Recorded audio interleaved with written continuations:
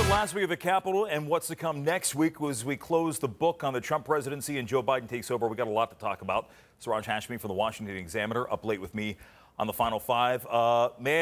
Insurrection, impeachment, inauguration. This is a year so far, isn't it? It is a year, all right. It's actually kind of interesting because I don't know whose brain has melted more in the span of a few short weeks. In many ways, I almost like mourn the loss of all of these accounts that have been banned from Twitter because you just don't get to see all of this reaction in real time. It's amazing because as we were following everything last week, and it was just as we saw everything unfold, and minute by minute, I mean, tweets are coming across, and we're getting reaction, we're getting videos from the president, we're hearing from his inner circle, and then Twitter just went on that rampage and really cleared out. I don't know how many accounts. I mean, it was amazing. 70,000.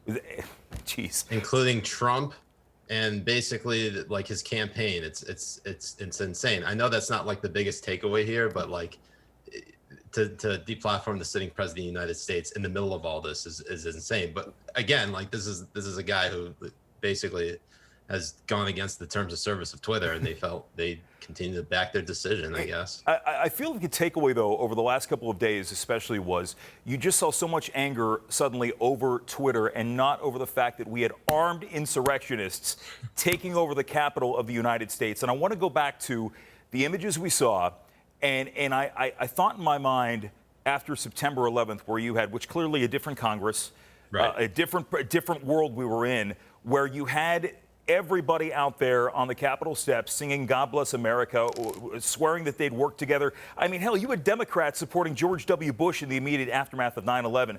But after this, the day after, you have one side saying, oh, it was Antifa, and the other side saying, we got to get him out of office. I mean, it was there was no unity, and yet we're hearing these calls. We have to unite now. Yeah, well, in the midst of all this, we're still in the middle of a pandemic. And the $2,000 stimulus checks still aren't in the hands of our most vulnerable and struggling Americans. Mm-hmm. And the first thing that they go to is we got to impeach this guy with only days left in his presidency. I mean, Congress is not going to go anywhere in terms of getting anything done. Even with a Democratic controlled Congress, there's still going to be gridlock.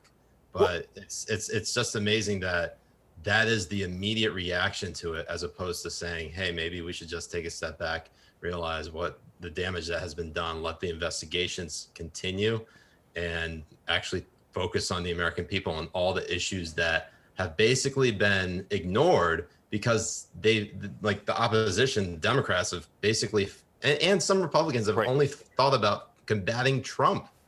Well, to be fair, when you talk about the $2,000 checks, and we know that the compromise, if you want to call it that, was $600 because Mitch McConnell had said, look, we're not going to vote on this unless we vote about Section 230 and form some election commission. And I think we know that D.C., you always have politicians, there's a great idea, but then you have somebody attaching conditions along to it, and that effectively is a poison pill.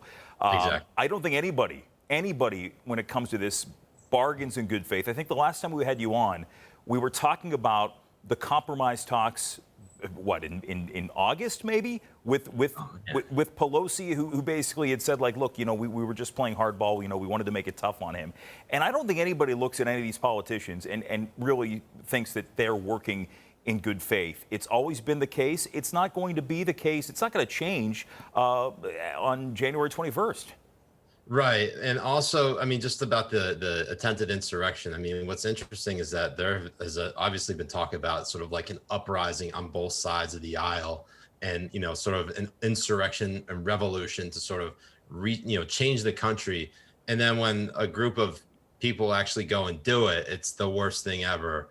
And while it is bad, this violence that we've had in the Capitol, beating of police officers, the planting of pipe bombs both in the Capitol and DNC and RNC, like there are people who just want chaos. And it is in the interest of the ruling class, the ruling elite, to pit two sides against each other rather than to have them unite against the ruling class, because ultimately that's the biggest threat right there. So we know that there's been that unity word thrown around, and one can say, okay, it's going to be a different scene on Capitol Hill, a different scene at the White House. But you do have members of Congress already, Marjorie Taylor Greene, the QAnon rep from Georgia, who said, I'm going to impeach Joe Biden on tape.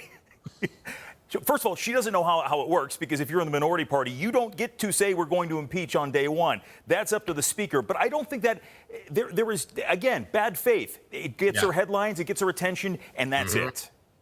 I never thought there would be a more annoying member of Congress than AOC, and yet Marjorie Taylor Greene's like, hold my beer, bro. Let's go. I got this. This is all me. And so Marjorie Taylor Greene, who I've put on the list so much that she blocked me.